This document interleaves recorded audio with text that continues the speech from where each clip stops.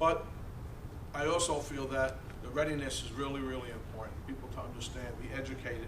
What do you do in situations like this? Because we thought it would never happen again. And then a year later, on October 28th, we had Hurricane Sandy. Now I'm going to talk about Hurricane Sandy briefly and why it was such devastation. I can't say which one was worse because the little Lake Hiawatha, that was worse. Because a lot of houses were, underwater. But Hurricane Sandy was a different beast in the sense that our infrastructure almost collapsed. So what does that mean? That means that we weren't able to pump sewer water. We weren't able to pump water to houses. So what happened in that moment from 7 o'clock when we lost the power, we had priority one came to infrastructure. We had to get that sewer treatment plant up and running. Because if we didn't, there would have been a multiple of disasters in Parsippany. One, that sewer doesn't pump, water doesn't flow, it backs up into the households. So that system had to be up and running. And sure than heck, we got it up and running within an hour. And we kept it and we maintained it for the whole entire storm. Same with the water. We got generated, we did everything that we possibly could. But in those times, I think it's real important for our residents to understand and know what you need to do when something happens. And that's what this seminar is about. And what you can prepare for, because we had all the social media, what you need to do, but when it happens, you lose power. When you lose power, you don't have the ability to get to social media sometimes.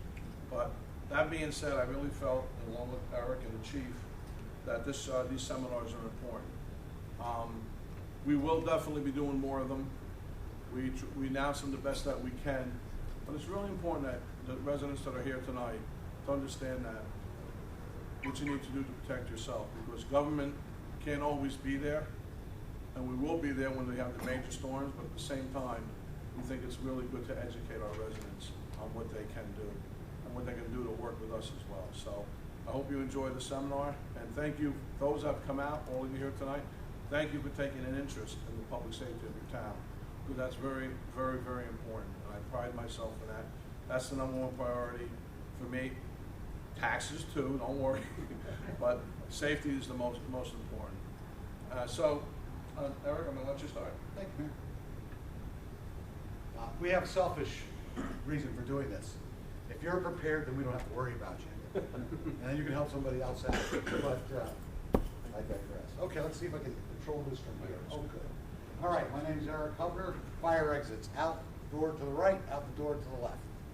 Restrooms, out the door to the right and right again, okay? Mayor talk, chief talk, we're gonna have a little PowerPoint, some refreshments after. I'll mention a little meet group with our volunteers from the back, all those funny people in the yellow, lime yellow, you may have seen around town. Your regular fellow residents in Parsippany who've been part of our community emergency response team and our radio amateur civil emergency services guys come out and volunteer. Last year it was over 78 different events the whole year. So we're out and active and doing stuff, but it's just your neighbors. We're right now running a class. It's a 20-hour class. We're having it over four particular nights. We've had weekend classes too, so. But meet and greet, and they'll help you with preparedness questions after. So, and we got some flyers, take-homes, and some goodies and stuff for you. So, and just look at the bottom of all these pages. It says www.ready.gov. If you have any questions about something like when you get home, that's always a good spot. That's the FEMA site, Federal Emergency Management Administration. All right, Parsippany, right? Number 5. I keep telling the mayor I'm trying to get us to number 4. Morris County, the number 7 wealthiest. It's a really great place to live.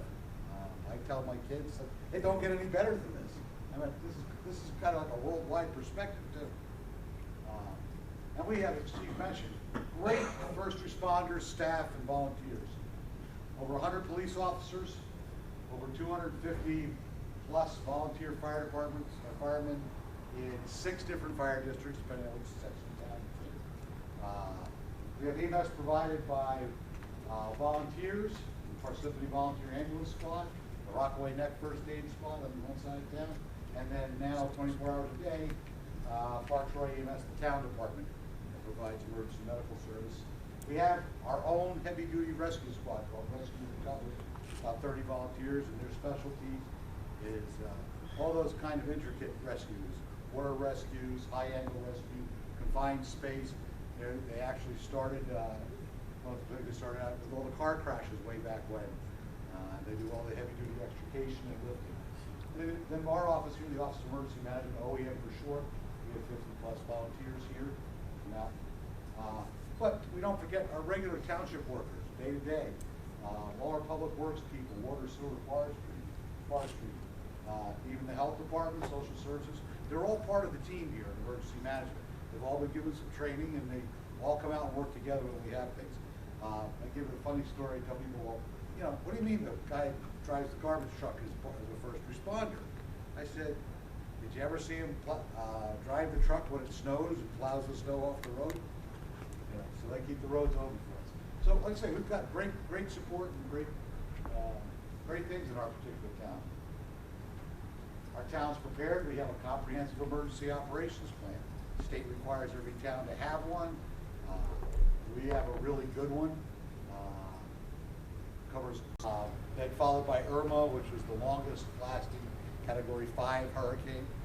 We talk to people, we just say everything now is catastrophic and you know, historic. Not to mention Maria and even the little raindrops from Nate yesterday, and then talk about earthquakes in Mexico City, then the crazy shooter in Las Vegas. I mean, there are world events that quickly turn into catastrophes. Just today, we're learning about the wildfires in the wine country in California, and the sad thing that 15, 20 people are already dead from wildfires, which is, I think it's unheard of in this day and age. So we're constantly looking at things to try and make plans better, but I thought it would be a good time to get just an invite to the public to come out and learn a little bit about this stuff. Disasters come, we talked about the ones that hit our particular community. Anywhere, anytime, yeah, we get some notice on some of these, some we don't. Remember the pandemic, we were all getting shots for H1N1 or getting the vaccines, so avoid that stuff. That'll come circle around to something else. Other threats you may not know about, if you've been around town long enough, remember that we had a tornado in Lake Parsippany way back when. Chief wasn't even around then, that's how long ago it was. One of our biggest threats, and probably one of the biggest threats in all of North Jersey, is the reservoir we have here. It's a great reservoir, but it's a big reservoir. So obviously, if anything happened catastrophically to the dam, where that's an awful lot of water being released into an area that has an awful lot of people, not just our community, Montville, Booton, but continuing down into Fairfield and all the way down the interstate highways and all that stuff is being impacted. We have it used to be called Synergy. It's AmeriGas diagonally across the street here. They just happen to store a whole lot of propane in the back of their tanks. So unfortunately, if something goes terribly wrong, there'll be a little bit of a crater in the backyard. Not a good thing. We have 3 interstate natural gas pipelines that go underground, traversing from the west side of town, coming down through Greystone, all the way down Route 10 and over to the Meadows, and then 2 of them travel through the Meadows all the way up through Hiawatha and the Swim Club and out to Montville. 3-foot diameter kind of pipes, so we flow a lot of product all the way up to New England. Every year we attend a safety seminar just on the effects of that. The highways and byways, what makes our town so great. Hi, I'm Michelle, and these are my kids, Rhett and Charlie. And today we're going to go over 10 simple steps that you can do with your family to get more prepared for an emergency. This is a great thing to do with your family one evening. You can sit down for about an hour or 2, and you'll come out on the other side even more prepared.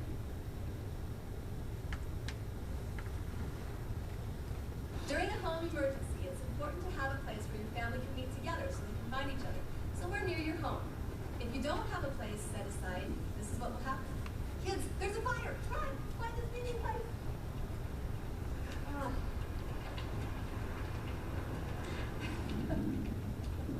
And that's what happens if you don't have a set place.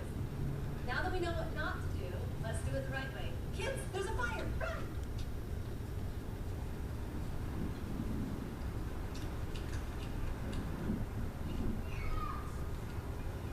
Now as parents, we can go over, we can find our kids, and we know everyone's safe. It's a good idea to have a list of out-of-state contacts that you can check in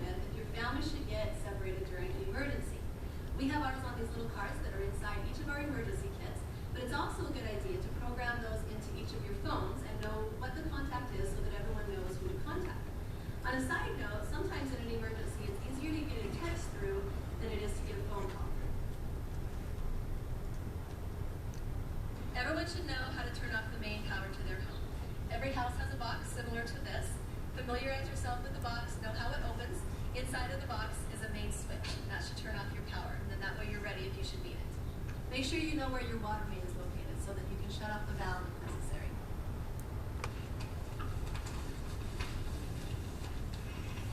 In case of an earthquake or another type of disaster where you need to turn off your gas, it's important to know where your gas valve is located. Find that and then make sure you have a tool to do so. We're not going to do it today because if you do that, then you need to call the gas company to come turn it back on. It's good to have a fire extinguisher in your house and know how to use it just in case someone lights a fire.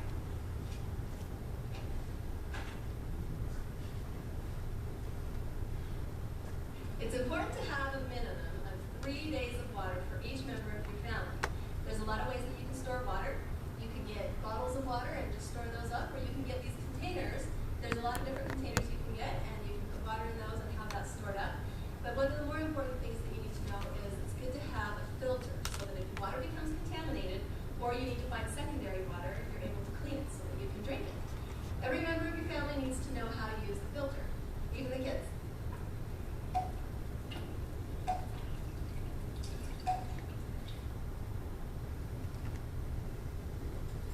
It's important to have a minimum of 2 weeks of food stored for each member of your family.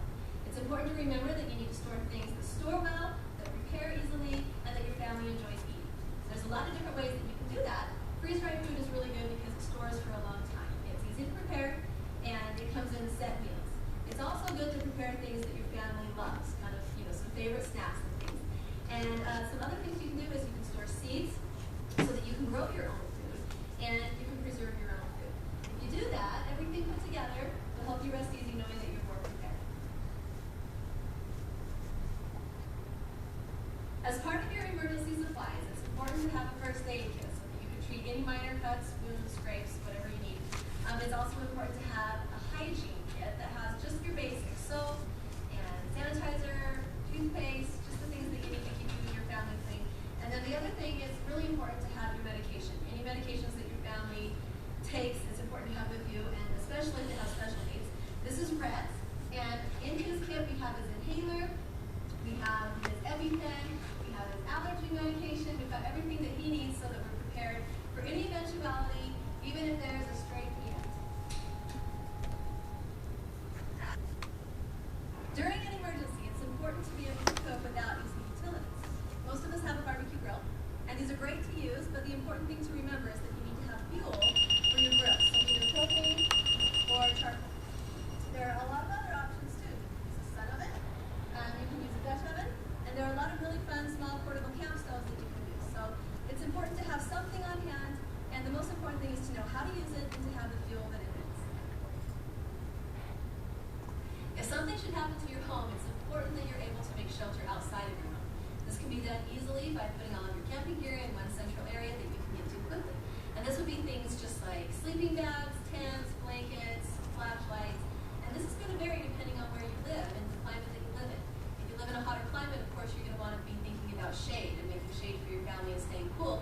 And if you live in a cold climate, you're going to think more about blankets and how you can keep your family warm. Doing this will make you more prepared when the time comes. In an emergency situation, it's a good idea to have some cash on hand. This cash can just be put into an envelope and placed in your emergency kit. During an emergency, a lot of times ATMs and banks aren't open, and so it's a good idea to have what you need with you. And a lot of times people don't have change, so it's important to have smaller bills so that you can purchase what you need when you need it.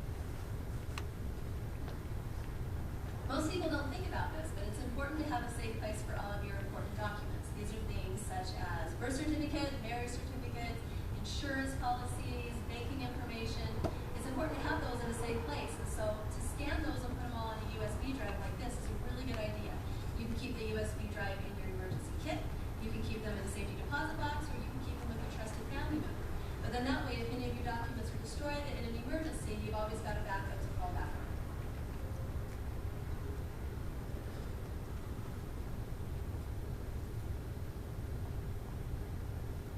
Well, some things are a little bit different today. We do both these videos. You can now store your stuff in the cloud all around it. Technology is just getting so amazing. On your phone, probably half the stuff that people will get. It's just a lot of opportunity to save and protect yourself if you think about it in advance. A couple of things that I think are important for us to consider here at Parsippany. Probably, Chief called it the Frankenstorm. I like the Snowtober when it came on Halloween in 2011 after Irene came. One that took down the power for the first time for us for about a week's time. Thankfully, it didn't get too cold. Same with Sandy, because Sandy started going, it never actually snowed. But it didn't get terribly cold. But up here, we want to make sure you can have some heat in your home. So if you have a fireplace, you got heat in your home. A lot of people went out after some of the storms and got generators. Make sure you use them safely and always outdoors with the generator, never in the garage. So the barbecue grill tip for cooking. So sometimes your power may be out. So if you have an electric stove like me, you're in trouble. But if you have a gas stove, you must still be able to cook at home. If you have pets, consider them. Consider what you have to do to help take care of them. We have a brochure in the back. We have one with them today. Special needs folks, any special requirements that they have. And the elderly, the medications list that we saw and talked about, very important. So, a bunch of things you can do. And it's what they say, a whole chart list of checklist for you that will help you through it. So, the big question that comes during a disaster is whether you're going to stay home or you're going to evacuate. So, you want to be able to be flexible enough to do one or the other. So, you have your supplies at home, and you have a container that you can transport with you. You leave, that's a good thing. You'll get advice if you have to evacuate, because we'll tell you where to go. We have the ability to put up shelters, which we have done in town. Not many people take advantage of it. Generally, folks will go stay with another friend or neighbor outside that area, a relative. A lot of people check into the hotels. That's possible, so not that great need for people to shelter overnight for some people who've done it for some of the stores. So stay or go is the question. And then the other question is, where are you going to be when the disaster happens? That's it. Some of these come with warning. Some of these come with the blizzard of the decade's coming tomorrow, right? And then of course, you know, you get a snowflake, right? But there's a lot of warnings out there, a lot of, what do you do if you're at work? What do you do if your kids are at school? What do you do if you're home? You know, we'll think about the home one pretty much all the time, but if you're out and about, or if different members of your family are in different places, how are you going to get back together? That's why that communications plan is important, or have a relocation site. So, talk to your employer if you want about what their plans are. Many of them already have comprehensive plans. Keep a small kit in your car, mini version, micro version. What you have at home. One of my favorites, I threw this in here. Our members are out and about when the roads get closed. We help try and redirect traffic. And just so many people come up and say, I don't know how to get home. This is the only way I know. Just drive it this way. The road's closed, can't get through. But I don't know what to, you know. So maybe the MapQuest and Google Maps and all that stuff will help people today. It's tough. Know your neighborhood, know how to get to work. Home and back and around, and if there's something in the way, how to get around that. So, take some action. But one thing I hope that we can instill tonight is I don't want to see any of you at ShopRite the night or two before the blizzard's coming, okay? No milk, eggs, or bread. Just do that for me. That drives me crazy. I want to go down there sometime with a crew and just stand there. You know, the items that you're asked to put into your disaster supply kit, kind of for food and stuff like that. Most of you will have that at home in your cupboard right now. The question is, you know, maybe you buy an extra can of something every week. You know, you store that in a different spot. And then you rotate it out every 6 months, you know, so you keep it fresh. But buy the same stuff. It can't cost you a lot of money if you buy, like I say, 1 or 2 things a week. And in a month or so, you'll have your whole kit in shape. So take some action. Stay informed. We'll have the ability to do this if you want. That's just a picture of the town's website. If you go on it, you may have seen our invite today on that.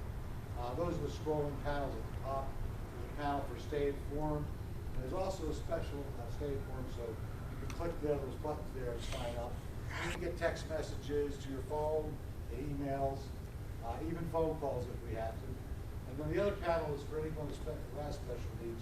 You can register and they let us keep track of that just in case we can need assistance. You can also see that on the police department's website. Right at the top of the page there, it says click here. We say we'll set up a tablet back there if you want for your own stuff. Well, that's the other thing. If you don't know what's going on, we can't reach you and tell you the information, we're going to be able to push it out to you. So you keep your phones charged, and we've got something for you for that today too. So we can contact you, keep you informed, at least let you know what's going on the best we can, and how to best protect you from our data. 2 phone apps that you may consider. Again, it's technology today. Red Cross has got an emergency one. It's pretty good. It's got all the stuff in there on how to do a disaster kit right on your phone. So. And FEMA's got one too. So both of those are free apps. You can go online and download them on any type of telephone or device that you have. So, if you want to know a little bit more about what we're doing in town, this is our kind of our team website. It's a static page on the town website, but this is our own. Kind of through things. That's pictures from the fall festival just 3 weeks ago. We'll just search for Parsippany Circus and come up. If you're interested in taking any training classes, we'll keep that posted there. You can put it on the website to do that. We also over here have some of the other links.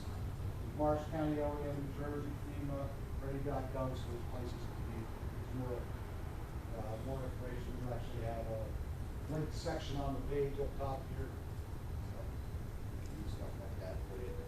So, before we go to that, I want to tell you a little bit more about the people in the back of the room tonight. Like I said, these are volunteers that have come out and been with us, some for over 10 years now. They're your regular everyday citizens, your residents and neighbors. I just want to give them a big shout out for coming out tonight and thank you for being part of this team because and all the storms and Godfrey really couldn't do it without them. So thank you guys. When we get done, you can go talk to them. We'll have some flyers and handouts for you and see what you can. So, have some refreshments, conversations, some flyers and guides. And if ever, you can just go online, type that ready.gov or anything like that for more information. So, thank you, everybody. Any questions? Great. Go have some little something to eat, some coffee on, cookie or 2 or 3.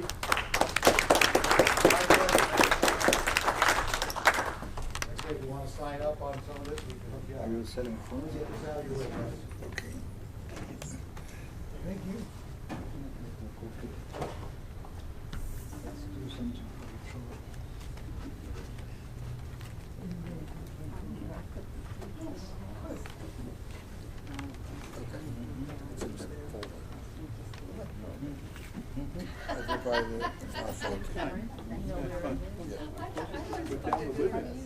You showed it to me. The best I think was So guys, don't forget to get your pamphlets here. We have a car charger for your USB phone, so because I had you can run everything on that. right all the way to the wall of garbage. Because my basement was used as a warehouse by my daughter. My pleasure. Your basement before that. Do you? Well, that we can look at it for shelter. If they want to come charge their phones or their computers or tablets or something. You never come stay in your house. You know, so we have generators there and stuff. That's set up. Touch it. A little higher. Yeah. They're here. It's for the batteries. Yeah, I know. I fixed it. There was a little plus mark Oh, yes, I know. on the side that I touched that. I'll tell you, I can't stand this type of stuff anymore. This is my It does something when it's magic. I've had this tiny letters that I've tried to kind of plow and plow me back, and my steps are disturbed, so they're plowing my steps in. Thank you very much for your time. Thank you. Thank you, everybody. Thank you, thank you, thank you. More of us here.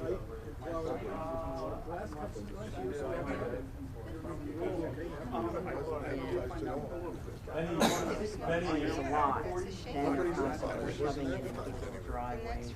You look in the paper. And my problem is my steps to my property, the street, wow, there's no in steps.